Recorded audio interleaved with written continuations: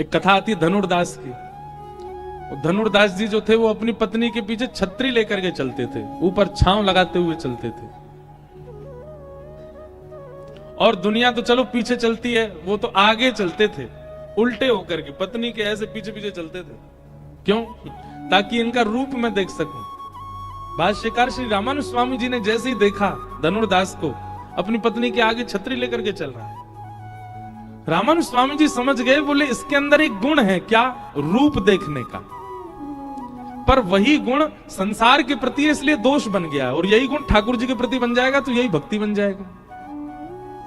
और श्री रामानुज स्वामी जी ने कृपा की और धनुर्दास को कहा, हम तुम्हारी पत्नी से भी सुंदर रूप दिखाएं, वचन दो उनके ऊपर छतरी लेके चलोगे। धनुर्दास बोला, क्षमा करें भगवान, मेरी पत्नी से सुंदर कोई नहीं होगा। अगर मेरी पत्नी से सुंदर कोई आ गया तो आप छतरी की कहते हैं, मैं पत्नी सहित उसकी सेवा में लग जाऊंगा अगर मेरी पत्नी से सुंदर हुआ तो।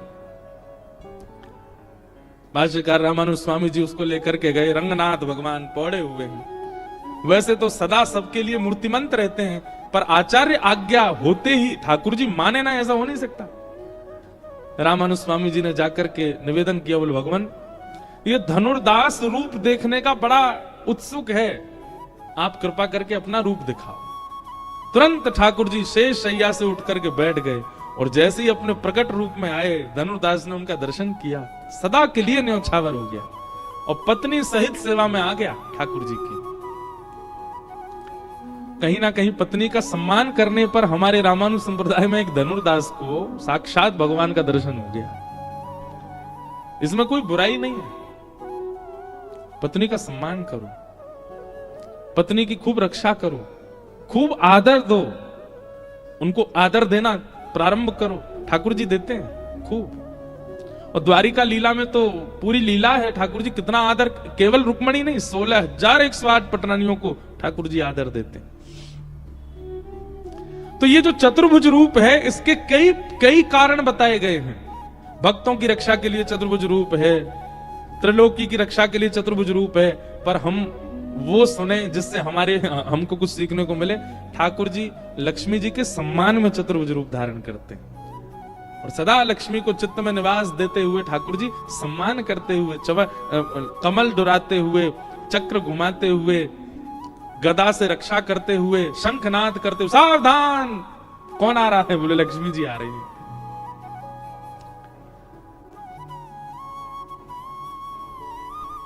Z+ सिक्योरिटी स्वयं ठाकुर जी धारण करके चलते हैं लक्ष्मी जी के लिए। वही ठाकुर जी देवकी के आवाज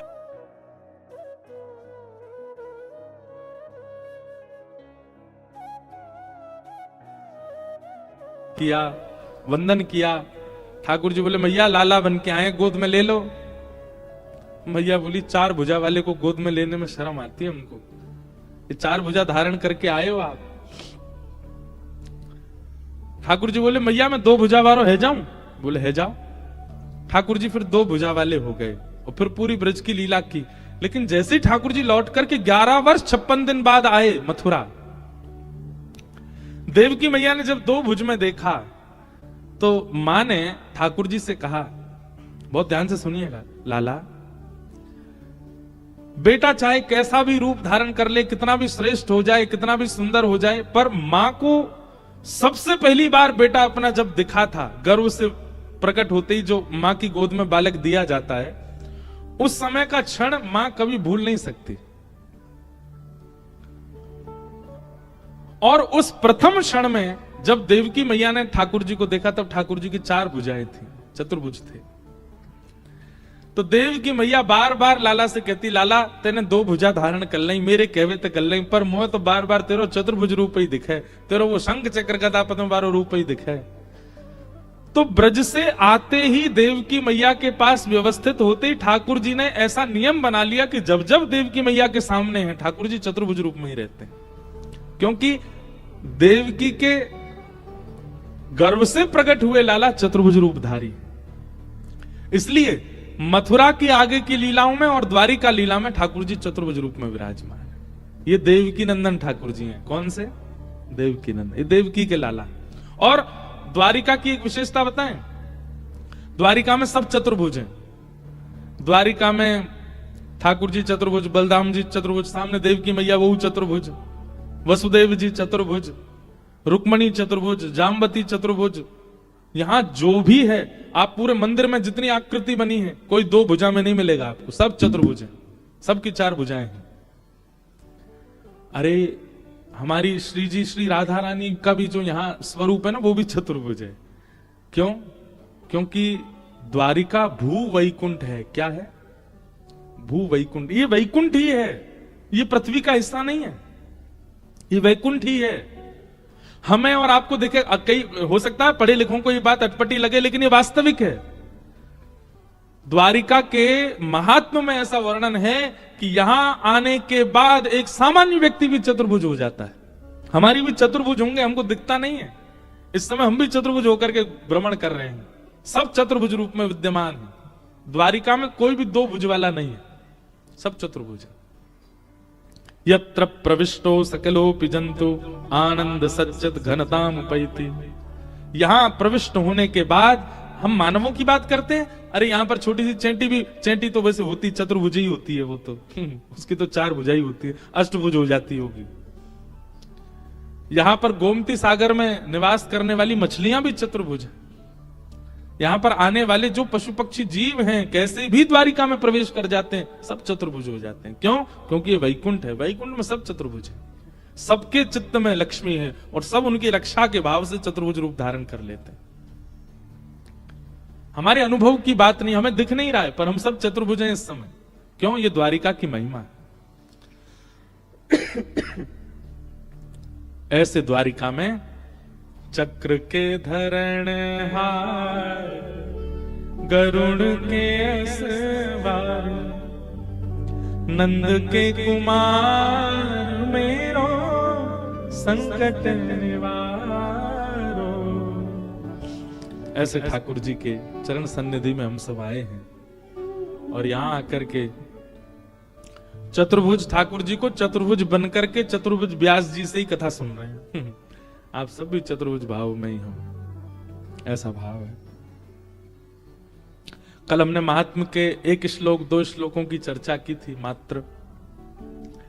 प्रथम दिन था कथा का, आज द्वितीय दिन से प्रथम स्कंद से हम लोग कथा का प्रारंभ करेंगे और हम थोड़े द्वारिका लीला में प्रवेश करते रहेंगे बीच बीच में, इसलिए उसके लिए क्षमा तो क्या मांगे, क्षमा थोड़ी मांग, कोई गलत थोड़ी कर रहे हैं, हम अच्छा ही कर रहे हैं कि हम द्वारिका लीला सुनाएंगे। तो बीच बीच में द्वारिकाधीश जी के भाव और यहाँ के भक्तों के चरित्र और जो भी भाव आएंगे सबको कहने का प्रयास करेंगे। आइए प्रथम स्कंद में प्रवेश करें। एक बात याद रखिएगा बंधु, हम बहुत श्रमित हैं, इसलिए हम ज्यादा मिल नहीं रहे किसी से, और ये पिछले दो कथाओं से ऐसे ही चल रहा है। और बाकी का समय हम दर्शन में और अपने अध्ययन सेवा में व्यतीत कर देते हैं, तो मिलने का समय बहुत कम हो पाता है। आप लोगों के जो भी संशय हैं, आप वो मंच पे हमको भेज दिया कीजिए, हमारे आने से पहले लिख के दे दिया कीजिए। आपका कोई आध्यात्मिक प्रश्न है तो भी, द्वारिका के संबंध का कोई प्रश्न है तो भी, और अपने सामान्य भागवत चर्चा का कोई प्रश्न है तो भी आप हमको मंच पे ही दे दो। आज भी एक प्रश्न आया, इसीलिए हमने सबको कहा कि संशय में मत रहिएगा, जिज्ञासा कीजिए, अपने प्रश्न का उत्तर ले लिया कीजिए। और एक और बात, प्रश्न कैसा होना चाहिए? पूछने वाले को भी समाधान के रूप में शांति का अनुभव हो, बताने वाले को भी शांति का अनुभव हो, और जो केवल खाली बैठ के सुन रहे हैं उनको भी शांति का अनुभव। प्रश्न ऐसा होना चाहिए। ये प्रश्न मत कर देना सुदामा जी के दादाजी कौन थे, इससे ना तो पूछने वाले को कुछ मिला, ना बताने वाले को कुछ मिला। बैठने वाले बोले हाँ बढ़िया टाइम पास हो रहा है, महाराज जी भी कहीं का कहीं ढूंढ के ला रहे हैं। राम जी की दादी कौन थी, क्या करना है इससे? वो प्रश्न कीजिए जो आपके जीवन का उपयोगी हो और आध्यात्म के प्रति या ठाकुर जी के प्रति आपको और समीप ले जाता हो, ऐसा प्रश्न कीजिएगा, ऐसी जिज्ञासा कीजिएगा। आज एक बड़ा सामान्य प्रश्न है, लगभग सब पूछते हैं इसको। मन भटक रहा है तो उसे श्री ठाकुर जी की ओर कैसे ले जाया जाए, केंद्रित कैसे किया जाए? मन का काम है भटकना। क्या है? मन का काम है, मन का स्वभाव है।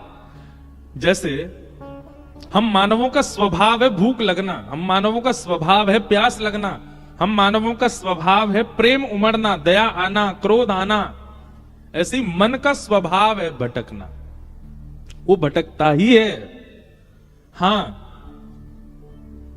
उस मन की रुचि आपने कहां ज्यादा बना रखी है वो आपके ऊपर निर्भर करता है। अगर वो रुचि कहीं ना कहीं ठाकुर जी के संबंध की आपने मन को दे रखी है तो मन आपका वहां ना भटक के यहां भटक। मीराबाई का भी तो भटक रहा था, पर मीराबाई का कहां भटक रहा था? वृंदावन में। तुकाराम जी का भी तो भटक रहा था, पर इनका मन कहां भटक रहा था? विट्ठल के इर्द गिर्द। रामदास बोढ़ाना नाम सुना? सुनाएंगे। रामदास बोढ़ाना। डाकोर जी का नाम सुना? डाकोर जी यही गुजरात में अहमदाबाद के पास में श्री डाकोर जी रणछोड़ राय भगवान का मंदिर है। वहां एक परम वैष्णव भक्त हुए, उनका नाम था रामदास बोढ़ाना।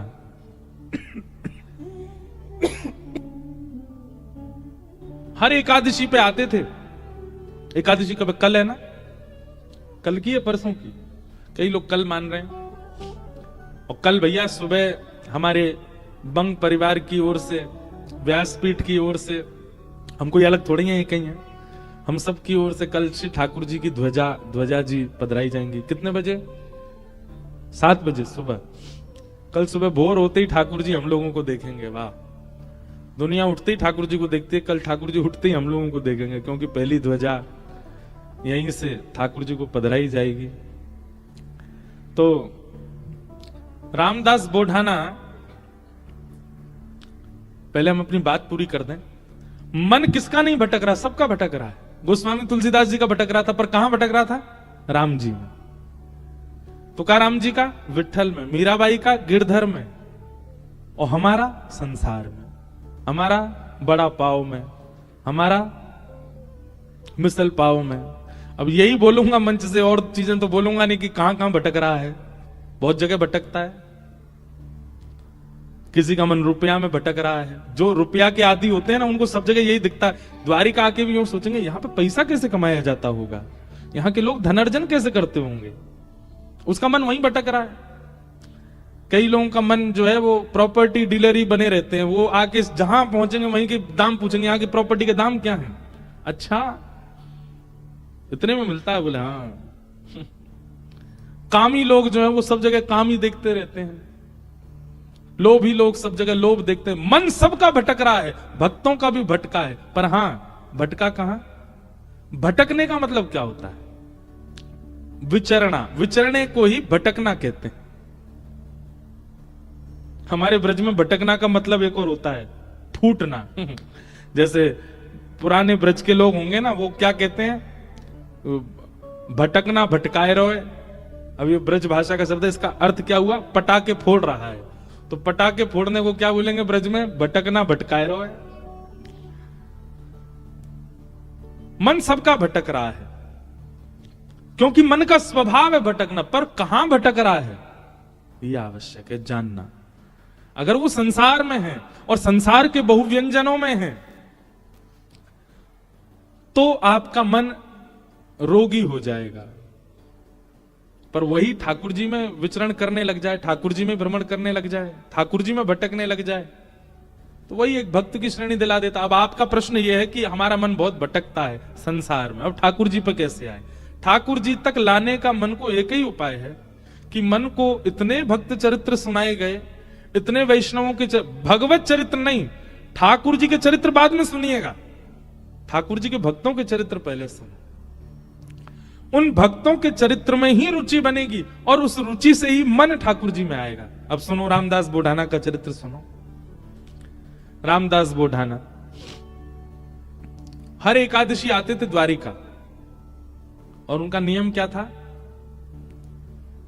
रात भर जागरण। एक तो पैदल चल करके आते थे ठाकुर जी से अहमदाबाद के पास। आज भी यहां से बाय रोड जाओगे तो आपको 5 से 6 घंटे लगेंगे। उस काल में रामदास बोढ़ाना पैदल चल के आते थे।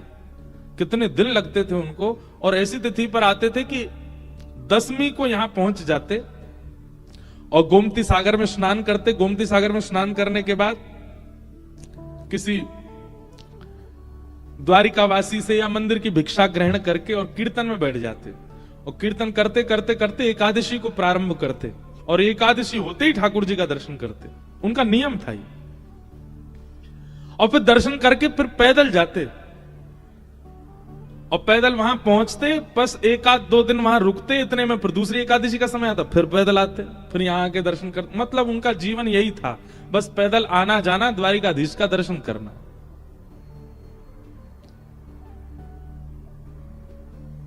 अच्छा, कई बार ऐसा होता है बंधुओं कि किसी वैष्णव भक्त के नियम को देख करके हमको लगता है यार ये इतना कठिन कैसे कर रहा है। तो नहीं, जब तत्परता और उत्साह अधिक मात्रा में किसी वस्तु की प्राप्ति का होता है तो फिर पीड़ा नहीं होती।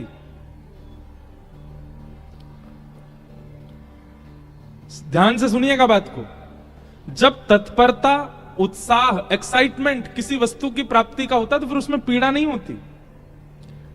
किसी लड़का को कोई लड़की पसंद आ जाए तो फिर उसके लिए चाहे जो करना पड़े उसको पीड़ा नहीं होती। फिर नस काट लेगो हाथ की, हॉस्पिटलाइज्ड रह जाएगा बेचारो, रात भर भोजन नहीं करेगा, दुख भरे गाने सुनता रहेगा। हमने भी दर्शन किए कई आशिकों के लोगों को लगता है कितनी पीड़ा में, उसको पीड़ा नहीं है, वो बहुत प्रसन्न है। ऐसे ही पड़े रहने दो, अरिजीत सिंह के गाने चलने दो भाई, रोने दो थोड़ा मुझको। हमको लगता कितनी पीड़ा में, वो पीड़ा में नहीं है। वो अपने किसी प्रियतमा को प्राप्त करने के लिए उस मार्ग पर चल पड़ा है कि अब उसको भोजन मत दो आप। 2-2 दिन बिना भोजन के रह लेगा, भूखे ही नहीं लगी है। क्यों? प्रेम सवार हो गया चित्त पर, प्राप्त करना उसको। और फिर उससे ब्याह करा दो, 1-1.5 साल बाद फिर भोजन नहीं कर रहा है। क्यों नहीं कर रहा है? कहा बताऊं, अब तो ऐसा मन हो रहा है वैराग्य ले लूं, मैं विरक्त हो जाऊं। अब मेरे भोजन सब रुचि मेरी उठ चुकी है। पर यही अंतर है, संसार की किसी वस्तु की प्राप्ति में भी आप तत्परता दिखाते हैं, पर उस वस्तु की प्राप्ति के बाद कहीं ना कहीं आपकी जो तत्परता पहले थी ना वो घट जाती है। पर वही भगवत मिलन की तत्परता जब होती है ना, तो मिलन के बाद भी तत्परता बनी रहती है।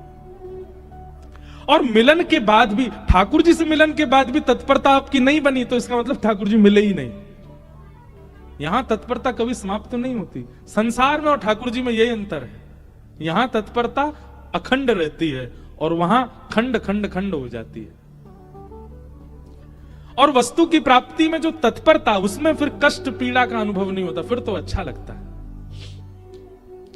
तो रामदास बोढ़ाना जी इतना पैदल चलते थे, 10-10, 12-12 दिन लगा करके द्वारिका आते थे। लोगों को लगता था अरे राम कितना कठिन, पर उनको वो पीड़ा का अनुभव नहीं होता था, वो तो बड़े प्रसन्न रहते थे। कई लोग मैंने देखा वो एकादशी के दिन अन्न का त्याग रखते हैं। एकादशी करने वाले भी बहुत प्रकार के होते हैं। एक होते हैं वो अन्न नहीं खाते, एक होते हैं वो अन्न भी नहीं खाते और मौन भी रहते हैं, एक होते हैं वो अन्न नहीं खाते फलाहार करते हैं। और दिन तो 3 बार भोजन करते थे, एकादशी वाले दिन 5 बार करते हैं। उस दिन फलाहार, हम फलाहार कर रहे हैं ना, कुटू की पकौड़ी, कुटू कचौड़ी, ये वो 5 बार खाते हैं। पर कई लोग बड़ा कठिन भी करते हैं। वो कैसे करते हैं? केवल सेब या अमरूद या जो भी फल वही खाएंगे, वास्तविक फलाहार करते हैं, रसोई में बनी सामग्री नहीं पाते। कई लोग ऐसी एकादशी करते हैं। और कई लोग फल भी नहीं खाते, जल भी नहीं पीते, निर्जला एकादशी करते, पूरे दिन कुछ नहीं पाते। अब लोगों को लगता है राम राम कितनी पीड़ा, पर जो करता है ना उसको उसमें सुख मिलता है। और क्षमा कीजिए, अगर ये एकादशी जो लोग करते हैं उन लोगों को भार जैसा लगता है, कब आएगी द्वादशी, कब निकले फिरते खामे रोटी, मत किया कीजिए आप। ये कोई जबरदस्ती नहीं है, ठाकुर जी कोई कह नहीं रहे आपसे करो। जब तक ऐसी तत्परता चित्त में ना हो कि आप उसको सौभाग्य मान करके नहीं कर रहे हो, तब तक मत कीजिए व्रत। आपको सौभाग्य लगना चाहिए। रामदास बोढ़ाना को बहुत सौभाग्य लगता था कि ठाकुर जी ने मुझे इतना बल दिया कि मैं पैदल चल के द्वारिका जाता हूं।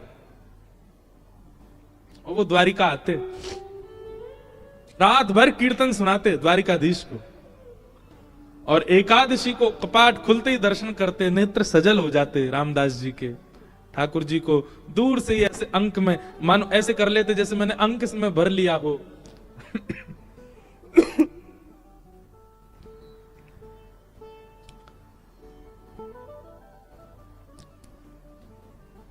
ठाकुर जी दया आ गई एक दिन और रामदास बोढ़ाना से ठाकुर जी बात करने लगे। उनके स्वप्न में या उनके चिंतन में ठाकुर जी प्रकट हो गए और द्वारिकाधीश बोले, ए रामदास, तुम इतना परिश्रम करके मत आया कर।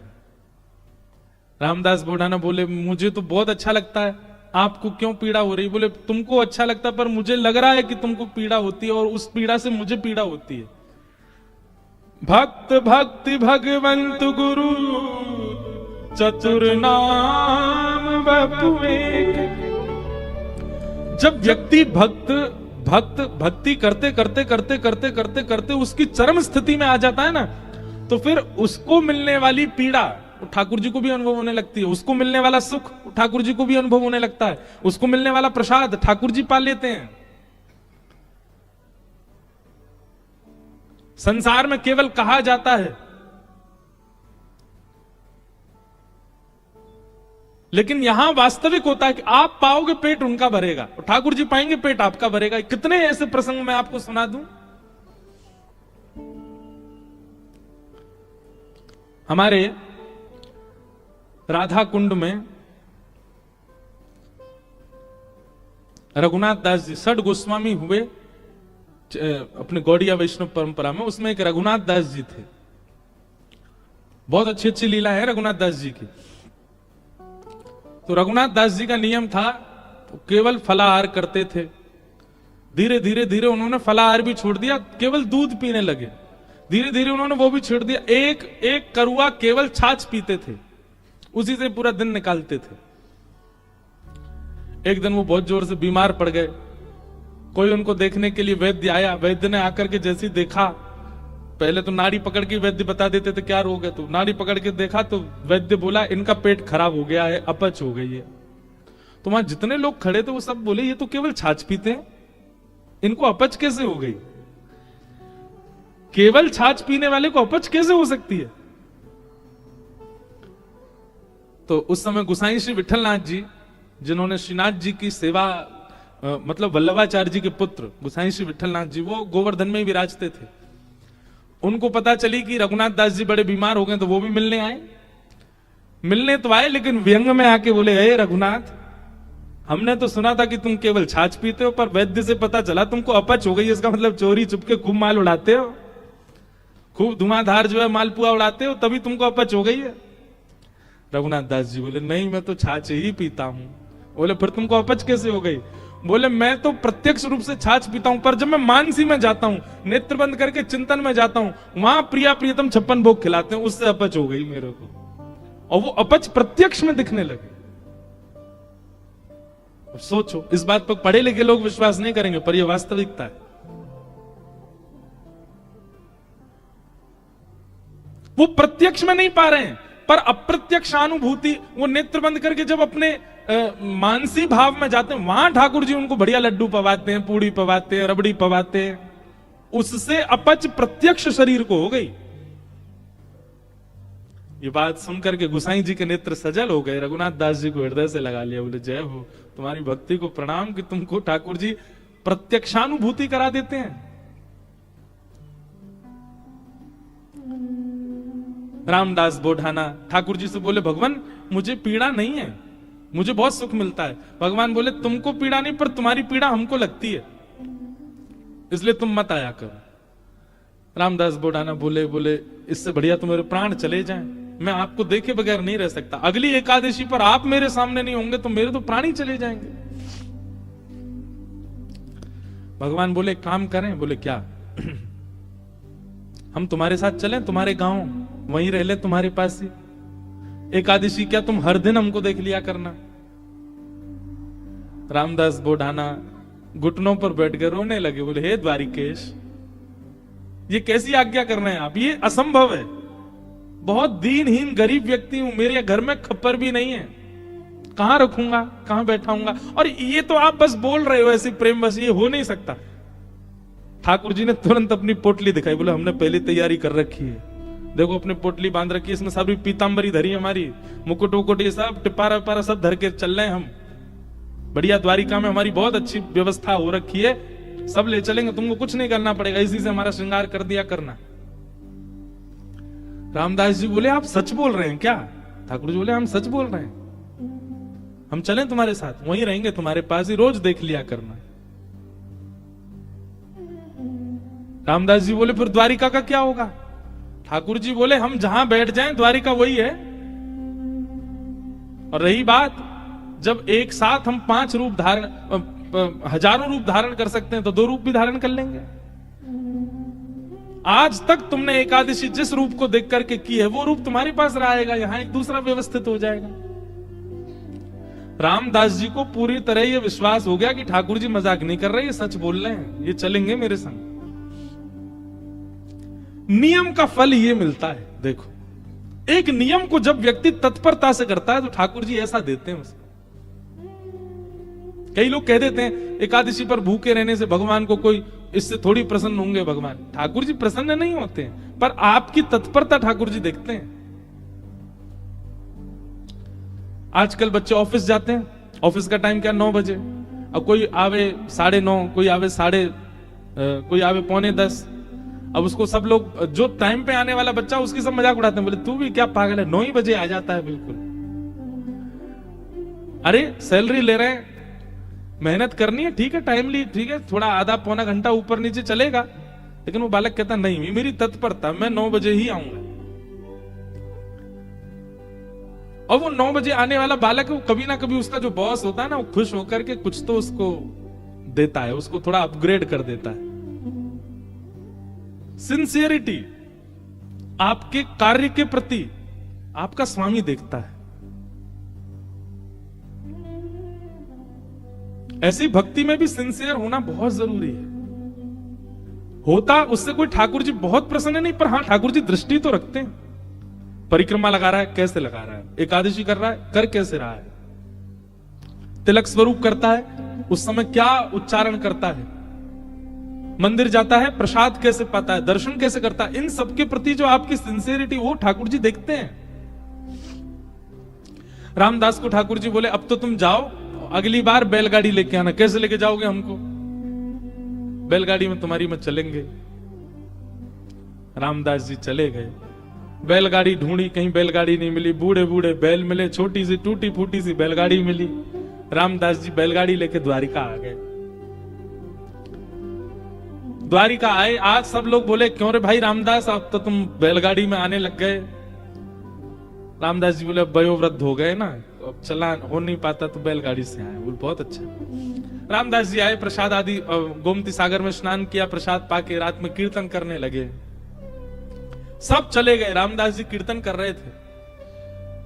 अचानक से एक कपाट खुला ठाकुर जी का। अभी तक तो ठाकुर जी चिंतन में बात कर रहे थे रामदास से, पर रामदास जी ने नेत्र खोल करके देखा तो स्वयं द्वारिकाधीश अपनी एक भुजा में तो पोटली उठा रखी है और एक भुजा से किवाड़ खोल रहे हैं और 2 भुजाओं से बढ़िया शंख चक्र आदि सब समेट रखे हैं। ठाकुर जी ने मुकुट उकुट सब भर रखे हैं। और रामदास बोले कहां है तेरी बैलगाड़ी, जल्दी बता चलें।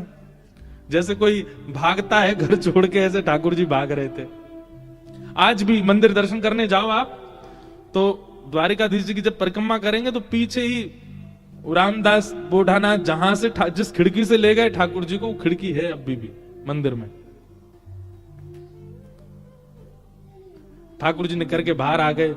चलो, रामदास जी को तो विश्वास ही नहीं हो रहा है, स्वयं द्वारिकाधीश मेरे साथ जा रहे हैं। चतुर्भुज हैं, बढ़िया चल रहे हैं, पीतांबरी पहन की, चंदन की सुगंधी आ रही है, केसर जैसा पूरा माहौल आच्छादित हो गया उससे। ठाकुर जी जैसे ही गए, रामदास जी बोले भगवान टूटी फूटी बैलगाड़ी है, बैठ जाओ। ठाकुर जी ने जैसी बैलगाड़ी देखी, ए रामदास, त्रिलोकी का भार लेकर के मैं इन पर बैठा, फिर तेरे बैल तो दब जाएंगे नीचे। भगवान अब क्या करें, यही व्यवस्था मिली थी। इतना सीधा, इतना भोला रामदास। ठाकुर जी बोले काम कर, तू बैठ, हम चलाते हैं बैलगाड़ी। रामदास जी बोले ऐसा मत करो नाथ, मैं ही चला दूंगा। नहीं नहीं, ये तो हमारे अभ्यास की वस्तु है।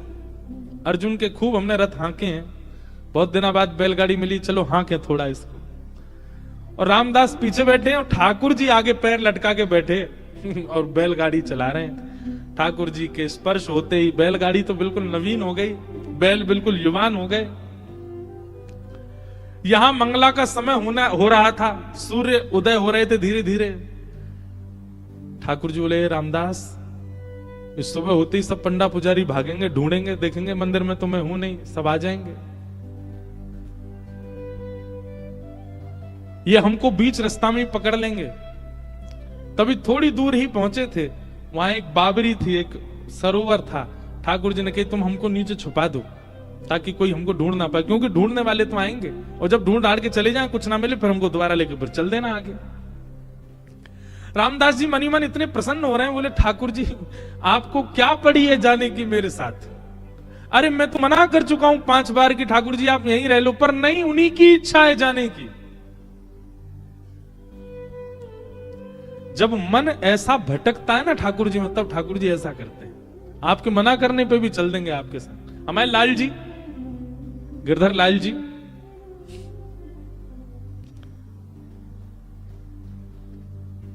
ये ऐसे ही आए हमारे पास। जब प्राप्त हुए थे ना, तो एक बार मैंने तो, अब बोलने में अटपटा लगता है, पर एक बार मैंने तो यही कहा कि मुझे तो श्रृंगार आता नहीं, मुझे सेवा आती नहीं, कैसे करूंगा, कैसे संभालूंगा, कैसे इनकी नथ बेसर धराऊंगा, कैसे इनके नेत्र श्रृंगार, कैसे मुकुट पाक कैसे बनाऊंगा। ये अभी जो ये स्वरूप दिखा आपको, दिखा उसमें, ये साल में एक बार हमारे गिरधर लाल जी जगन्नाथ जी बनते हैं, ये तब का स्वरूप है, रथ यात्रा वाले समय पर ठाकुर जी को जगन्नाथ। और जो वैसे रूप है वो वाला भी दिखाओ जो सामान्य है। सामान्य सबने देखे ही हैं, श्रीनाथ जी के रूप में हमारे लाल जी हैं, और नेक्स्ट से हैं, छोटे से, पर ये आए स्वयं, और ये स्वयं ही आते हैं, आप नहीं लेते हैं।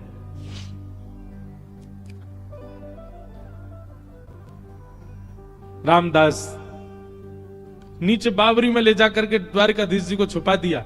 पीछे से सब पुजारी दौड़े दौड़े आए, देखा तो रामदास जी धीमे धीमे अपनी बैलगाड़ी चला रहे हैं। सबने रोक लिया, बोले रुको, तुम ही थे रात भर मंदिर में, ठाकुर जी कहां गए हमारे? रामदास जी बोले मुझे तो नहीं पता, दिखाओ। सब देखा, बैलगाड़ी में कुछ नहीं। तभी एक बैलगाड़ी के छोड़ पर ठाकुर जी की पीतांबरी का एक भाग चिरा हुआ, फट के इरज गया। अच्छा, ये सब लीला भी ठाकुर जी जानबूझ के ही करते हैं, क्योंकि कहीं ना कहीं कुछ ना कुछ ठाकुर जी को दूसरों को संकेत कराना है। ठाकुर जी की पीतांबरी का वो अंग वस्त्र जैसे ही मिला, सब लोगों ने रामदास जी को पकड़ लिया, बोले ठाकुर जी तेरे संग ही हैं, तभी तो ये चीरा फटा हुआ है यहां पर, कहां है जल्दी बता। उन्होंने मना किया तो सबने उनको मारना शुरू कर दिया। इतना मारा, इतना मारा, इतना पीटा, बेचारे अधमरे से हो गए। बस श्वास चल रही है, बाकी तो नेत्र बंद हो गए, सुध बुध चली गई, गिर गए धरती पर।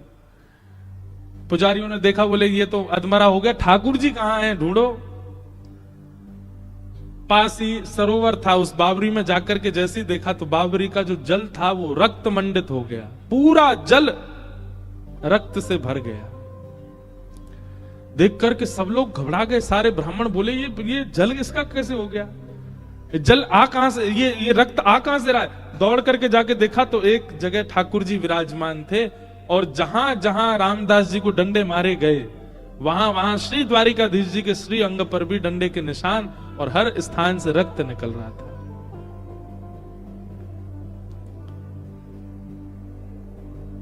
सब पुजारी जी चरणों में गिर गए, सब ब्राह्मण देवता बोले भगवान ये क्या हो गया, बोले ये क्या हो गया, मेरे भक्त को मारते हो, मेरी इतनी आराधना करी, मेरी इतनी सेवा करी, इतना अर्चन किया, उसके बाद भी ये नहीं समझ पाए कि मेरे भक्त और मुझ में कोई अंतर नहीं है।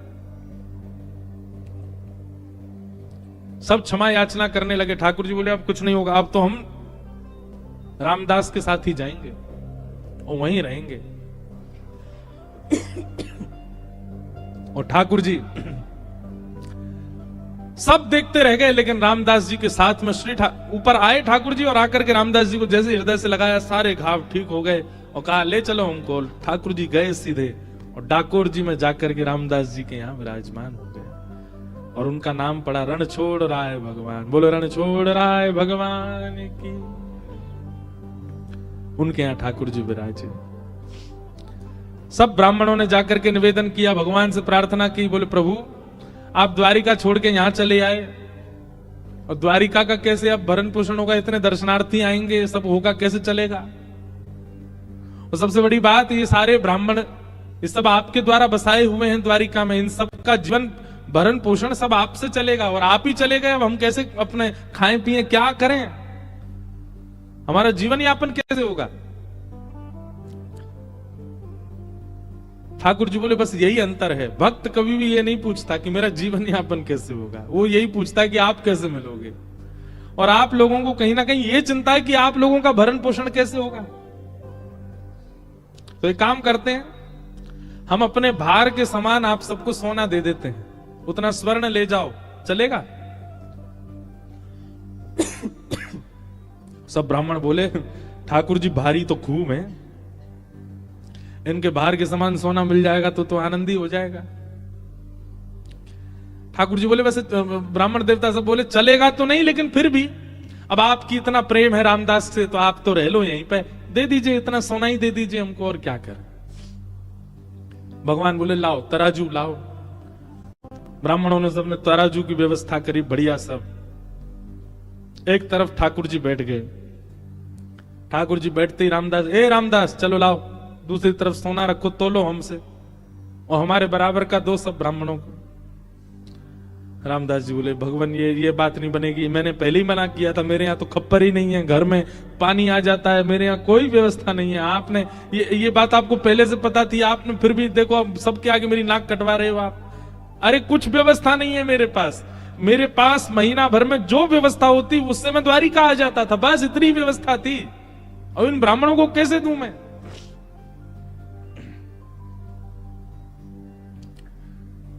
ठाकुर जी बोले तुम्हारी गृहिणी के कान में एक बाली है स्वर्ण की, वो लेके आओ, उससे हमको तोल दो। रामदास जी बोले बाली से तोलना? बोले हाँ उसी से तोलो, अभी हम चमत्कार दिखाते हैं। रामदास जी गए, अपनी पत्नी के कान से बाली निकलवा के लिए आए, और जैसे ही रखा तराजू में तो वो तो नीचे चली गई, ठाकुर जी ऊपर आ गए, बिल्कुल लटक गए ऊपर ही। और सब ब्राह्मणों से बोले लीजिए, हमने तो कही थी बराबर का सोना, ये हमसे ज्यादा है, देखो हम ऊपर चले गए, ले जाओ इसको। आप बहुत बाली, और इससे आप इतने हल्के हो गए, ऐसा मत करो भगवान। सबने हार मान ली ठाकुर जी की, चलो गोमती सागर में स्नान करो, गंगा में स्नान करो, आप दुनिया भर की वस्तु मांगते हो, पर हर बार हमारी कही एक बात कहिएगा, पहली डुबकी लगाते यही मांगो, हमें सरल बना दीजिए। हे गंगा मैया, हे गोमती मैया, हे समुद्र नारायण, हे कुंभराज प्रयाग, हमें सरल बना दो, हम सरल चित्त हो जाएं। क्योंकि ठाकुर जी को सबसे पहला लक्षण तो सरल चित्त ही चाहिए, वो होना बहुत आवश्यक है। तो मन का भटकाव सब जगह से ठाकुर जी में केवल और केवल भक्त चरित्र से हो सकता है, उसी से ही संभव होगा। तो ऐसा एक जिज्ञासा थी, उसी में ही हमने रामदास जी की लीला सुना दी। एक बार अभी ठाकुर जी हम 2 ही बार गए हैं दर्शन करने, कभी योजना बनेगी तो एक बार ठाकुर जी में भी कथा सुनाएंगे श्री ठाकुर जी को। बड़े सुंदर श्री ठाकुर जी वहां विराज रहे हैं। आइए क्रम में प्रवेश करते हैं। भागवत जी का पहला श्लोक, जन्माद्यस्य यतोऽन्वयादितरतश्चार्थे स्वविज्ञस्वराट् तेने ब्रह्म हृदय आदि कवये मुह्यन्ति यत्सूरयः तेजो वारि मृदां यथा विनिमयो यत्र त्रिसर्गो मृषा धाम्ना स्वेन सदा निरस्तकुहकं सत्यं परं धीमहि। एक बात और, जैसे अभी हमने सुना कि सरल चित्त ठाकुर जी को प्रिय है, ऐसे ही सत्य आचरण करने वाला भी ठाकुर जी को बहुत प्रिय है। एक सत्य के प्रति आचरण की भावना चित्त में लाओ। जैसे आजकल बच्चे चैलेंज देते हैं अपने आप को, 30 डेज चैलेंज, 60 डेज चैलेंज, ऐसे चैलेंज करते हैं, बोले उतने दिन हम ये काम बेनागा होके करेंगे, उसको सोशल मीडिया पे डालते हैं। फिर आप 30 डेज चैलेंज लो, 30 दिन का एक चैलेंज ले लो, क्या झूठ नहीं बोलेंगे। एक चीज समझ लीजिएगा, जैसे ही आप ये चैलेंज लोगे ना, सबसे पहले ठाकुर जी कमर कसेंगे, रुक जा बेटा मैं आऊं, रुक। ऐसे ऐसे कारनामे ठाकुर जी आपके सामने प्रकट कर देंगे कि आपको झूठ बोलना ही पड़ेगा। पर अगर चाहे आपका पूरा घर ही क्यों ना डूब रहा हो, आपने ये संकल्प ले लिया कि नहीं सत्य ही बोलना है, और आप बोलने लगे, उसी सत्य से ही आपको ठाकुर जी मिल जाएंगे। बहुत सरल है, 30 दिन में ठाकुर जी मिल जाएंगे। करो ये काम, हम सत्य बोलेंगे बस। लेकिन हम कलयुगी जीव में बहुत चतुर हैं हम लोग। हमारी चतुराई पता कैसी है? जिस दिन हमको लग रहा होगा कि आज सत्य बोलने से हमारा घर लुट जाएगा, हम उस दिन कह देंगे आज तो हमारा मौन है, हम बोलेंगे ही नहीं, चुप हैं। और बहुत बड़े बड़े लोग हैं, वो कहते हैं ठीक है 30 दिन का चैलेंज हम स्वीकार करते हैं, 30 दिन तक मौन ही रहेंगे, बोलेंगे ही नहीं, चुप। मैं तो किया भी एक अनुष्ठान मौन का, तभी से हमारा नियम है कथा के आने से पहले और कथा के जाने के बाद मौन रहते थोड़ी देर। हम लोग तो बड़े चतुर हैं। कई लोग तो चैलेंज एक्सेप्ट कर भी लेंगे, ठीक है महाराज जी 30 दिन का हमने किया, असत्य नहीं बोलना है ना, लेकिन मौन ही रहेंगे, झूठ क्या बोलना है, चुप रहेंगे बिल्कुल। पर आप ये 30 दिन के लिए धारण करके देखो कि हमें सत्य ही बोलना है। बहुत चैलेंजेस आएंगे, हर दिन एक नया एक ऐसी बात आएगी कि आपको झूठ बोलना ही पड़े, पर आप मत बोलना। 30 दिन अगर आपने इस नियम का पालन कर लिया, हो सकता है बहुत कुछ बदल जाए जीवन का, पर ठाकुर जी मिल जाएंगे 30वें दिन। केवल सत्य में इतनी ताकत है, सत्यम परम धीमहि, साक्षात सत्य स्वरूप है ठाकुर जी। श्रीमद् भागवत के प्रारंभ में, मध्य में और अंत में भगवान का नाम नहीं लिया गया। ठाकुर जी को वंदना कैसे कर रहे हैं? सत्यम परम धीमहि, परम सत्य को हम वंदन करते हैं। श्रीमद् भागवत जी के मध्य में क्या कहा जाता है? सत्य प्रतम सत्य परम त्रिसत्यम, सत्यस्य योनिम निहितम च सत्य, सत्यस्य सत्य मृत सत्य नेत्रम, सत्यात्मकम त्वाम शरणम प्रपन्ना। सत्य सत्य सत्य सत्य सत्य 9 बार सत्य कहा। और भागवत जी के विश्राम में 18,000 श्लोक पूर्णता होने पर भी सत्यम परम धीमहि, हम परम सत्य को वंदन करते हैं। 3 बार यदि किसी बात को कह दिया जाए तो सिद्ध हो जाती है। ठाकुर जी को 3 बार आदि मध्य और अंत में सत्य कहा। इसका मतलब ठाकुर जी सत्य हैं।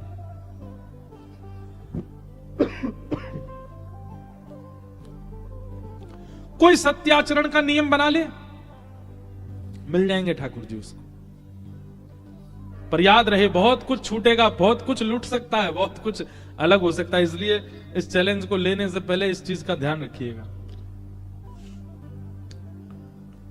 भगवत प्राप्ति के पथ पे जब आप चलना प्रारंभ करते हैं ना, तो आपके जीवन में आने वाली परीक्षा कोई और नहीं लेता, स्वयं ठाकुर जी ही लेते हैं।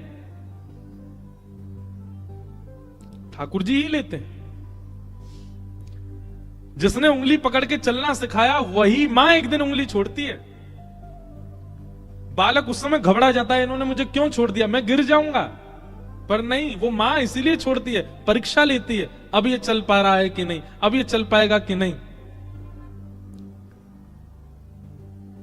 गिरता है, पड़ता, उठता है, रोता है, लेकिन फिर भी मां उसको एकांत छोड़ती है ताकि चलना सीखे। ठीक वैसे ही भक्ति पथ पर जब आप चलते हैं और किसी नियम संकल्प के साथ जब आप चलते हैं, है वो भक्ति का पथ, तो वहां आने वाली परीक्षा भी ठाकुर जी ही लेते हैं, आपको और सुदृढ़ बनाने के लिए। हमारे ब्रज में एक भाव गाते हैं, प्रेम नगर की नगर है, कठिन रे बटो ही न करना बसेरा, पग बढ़ा हो न जाए अंधेरा, पग बढ़ा हो न जाए अंधेरा। हम भले ही एक भागवत वक्ता के पुत्र हैं, पर हमने भी जब नियम लिया ना कि हम कथा करेंगे, मित्रों की संख्या कम होती चली गई, प्रियजनों की संख्या कम होती चली गई। कहां तक कहें, किसी को बुरा लगेगा इसलिए स्पष्ट तो नहीं बोलेंगे, पर परिवार में भी कई बच्चे, कोई चार्टर्ड अकाउंटेंट है, कोई डॉक्टर की तैयारी कर रहा है, कोई कुछ कर रहा है, वो लोग भी ऐसे देखते थे ये तो क्या कथा करेगा। आज वो सब आते हैं हमारी कथा में, वो सब बैठ करके कथा सुनते हैं। उस समय एक पीड़ा नहीं थी, बस ये था एक बच्चे को एक रहता है ना, मेरे भी मित्र हों, सब मेरे साथ भी रहें, सब मेरे को भी प्रेज करें। हमारे परिवार के कई बड़े लोग, दूर के रिश्तेदार, वो भी कभी व्यंग में कह देते थे, अरे बेटा पढ़ लिख लेते, यूनिवर्सिटी जाते, कॉलेज जाते, क्या किस चीज में लग गए। हमें ये लगता मैंने ये पढ़ाई नहीं है क्या? 6-6, 7-7 घंटे गुरुदेव पढ़ाते हैं, एक श्लोक शुद्ध नहीं बोल सकते आप, उन श्लोकों को बोलना सिखाते हैं, ये अध्ययन नहीं है। आज यूनिवर्सिटी कॉलेज के बच्चे कथाओं में आते हैं और जो समाधान उनको वहां नहीं मिल पाया वो कथा से लेकर के जाते हैं और अपना जीवन संभालते हैं। प्रारंभिक भक्ति के पथ में संकट तो आता है, सबको देखना पड़ता है, बस उस समय घबराओ नहीं। हमने शिखा रखी, स्कूल जाते थे, चोटी रखते, बच्चे खींचते थे, तो मैं अपने पिताजी से एक दिन रोते रोते बोला इसको कटवाओ, सब बच्चे खींचते हैं। हमारे पिताजी ने नहीं काटने दी, बल्कि अगले दिन से तिलक लगा के भेजने लगे, ले श्री लगा के जाओ। बच्चे छेड़ते, बिंदी लगा के आता है, बिंदी लगा के आता है, ऐसे बोलते थे। मुझे याद है बहुत पीड़ा होती थी, लेकिन उसको छोड़ा नहीं, करते रहे करते रहे करते रहे करते रहे। कोई अभिमानवश नहीं बोल रहा हूं, आपका आपके बच्चों का विश्वास बढ़े इसलिए बोल रहा हूं। अपने स्कूल में चीफ गेस्ट बन के जाते हैं अब हम अपने स्कूल के कार्यक्रमों में। मैंने कहा ये वही स्कूल है जहां बच्चे चोटी भी खींचे, जहां पे, जबकि हमारे स्कूल ने हमको बहुत कुछ दिया, पर सब ये भाव तो सब बच्चे कुछ ना कुछ अनुभव करते हैं। आज वही परिवार के लोग कथा में बैठते हैं तो नेत्रों से आंसू झरने लगते हैं, हमारो लाला ऐसी कथा करे, हमारो लाला ठाकुर जी के समीप ले जा रहा है। मैंने कहा आप तो कह रहे थे कि यूनिवर्सिटी जाओ, इस सब में क्या रखा, पंडिताई क्या करोगे। तो ये चीज तो अनुभव की है कि भक्ति के पथ में प्रारंभिक समय में बहुत कठिनाइयां देखनी पड़ी। हमने शायद इतनी नहीं देखी होंगी, पर फिर भी बहुत देखी। लेकिन पग बढ़ा हो न जाए अंधेरा, पग बढ़ा हो न जाए अंधेरा।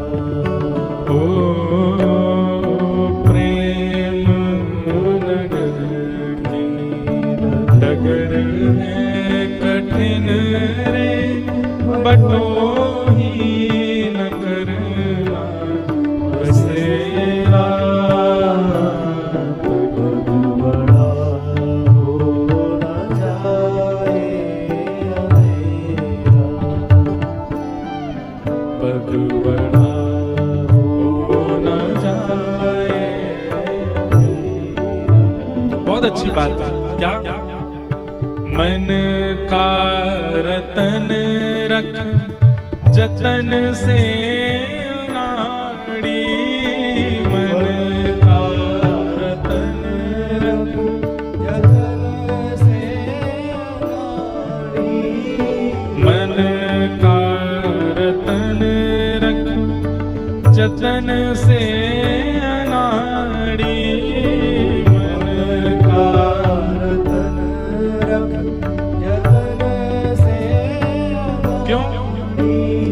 यहाँ के चोरों की बस्ती है भारी, यहाँ के चोरों की बस्ती है भारी। मन मन के चोर हैं सब। पूरी दुनिया केवल किस लिए? आपके मन को चुराने के लिए बैठी है। कभी कोई गायक चुरा लेता है, कभी कोई एक्टर चुरा लेता है, कभी कोई पिक्चर चुरा लेती है, कभी कोई व्यक्ति चुरा लेता है, कभी कोई स्त्री चुरा लेती है, कभी कोई पुरुष, कभी कोई खाने की वस्तु, कभी कोई शहर, कभी कोई देश, सब चुरा रहे हैं आपके मन को। ज्ञानी लुटे गुमानी यहाँ पल में लुट जाए लाखों का डेरा। बड़ा हो न जाए अंधेरा, बड़ा हो न जाए अंधेरा। संसार में सब चोर हैं, ध्यान पूर्वक सुनिएगा। द्वारिका की इस कथा में हमको पता नहीं एक अलग सी उमंग आ रही है, एक अलग सी लहर आ रही है। अब ये कितने दिन आएगी, कितने देर आती है, ये तो भगवान जाने। इसलिए सुन लीजिए, यहां हम बहुत कुछ अपने मन के भाव ही कह रहे हैं। चोर सब है संसार में, कभी कोई चुरा रहा है, कभी कोई चुरा रहा है। पर भैया वास्तविक में चोराग्र कन्या है द्वारिकाधीश। ये कथा किस लिए हो रही है भाई? चित्त को चुराया तो सब जगह जा रहा है, पर चित्त को वो चुराए जो चोरों का भी स्वामी है। ऐसा चित्त बन जाए कि वो चुराए उसको। और वो तभी चुराएंगे जब ठाकुर जी का एक स्वरूप है, पहले से चोरी हुई वस्तु को नहीं चुराते, नहीं चाहिए उनको। लेकिन हमारा मन तो बहुतों ने चुरा रखा। मुंबई के गेटवे ऑफ इंडिया ने चुरा रखा कई लोगों का मन। भेलपुरी ने चुरा रखा मन, बड़ा पाव ने चुरा रखा मन। गुजरात की क्या बनती है वो फेफड़ा, फाफड़ा फेफड़ा नहीं, फाफड़ा, फाफड़ा। और इंदु आगे नहीं बताऊंगा, और भी दो तीन आ गए थे याद। उसने चुरा, कई लोगों को सुबह सुबह उठते ही वही चाहिए। क्यों? मन चुरा रखा है। पर भैया इतनी जगह मन जब चोरी हो चुका हो तो ठाकुर जी की दृष्टि नहीं पड़ती। इसलिए हम मंदिर में जाते हैं, हमको ठाकुर जी ऐसे ही दिखते हैं, ना हिलते, ना डुलते, ना नैन मटकाते, ना सिर झुकाते। क्यों? ठाकुर जी को इंटरेस्ट ही नहीं है आपके मन में। क्यों? पहले से ही चोरी करवा रखा है आपने। कथा में आओ, गुरुजनों के पास जाओ, गुरुजन क्या करेंगे? सारे चोरों से, जहां जहां आपका मन चोरी हो गया, सब जगह से छीन लाएंगे, सब जगह से लेकर के आएंगे। और जो जो आपकी चोरी हुई है हृदय की, वो सब वापस ला करके आपको दी जाएगी और कहेंगे अब जाओ। और फिर उसके बाद जब जाओगे तो जैसे मीराबाई को चतुर्भुज ठाकुर जी थोड़ी पे हाथ धरे दिखे द्वारिकाधीश, जैसे रामदास बोढ़ाना को ठाकुर जी अपनी पोटली उठा के कमर पर टांगते भय चलते भय दिखाई दिए, वैसे दिखने लग जाएंगे। ये कथा किसके लिए है? जहां जहां चोरी हो रखा है सब जगह से इकट्ठा करो, लाओ अपने पास और प्रस्तुत कर दो, वो चोरी करे इस चित्त की। ज्ञानी लुटे गुमानी यहाँ पल में लुट जाए